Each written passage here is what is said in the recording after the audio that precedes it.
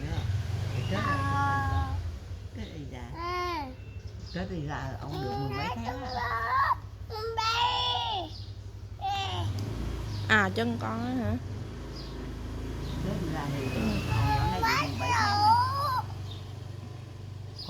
Coi cái này tư là ông được 5 tháng rồi.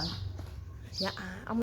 Dạ đúng rồi. Tháng 4, rồi tháng 5, tháng 6, tháng 7, tháng 8, tháng 9, tháng 10, tháng 1, tháng Chạp. Tới 8 tháng nữa.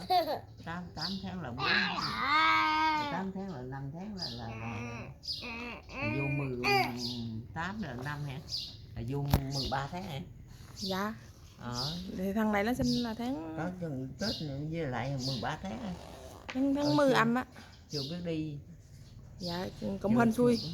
Không biết là biết đi hay chưa. Là năm vậy à. Là năm chắn này vậy. Hương ở cho giờ. Hương ở cho giờ cũng biết y vậy.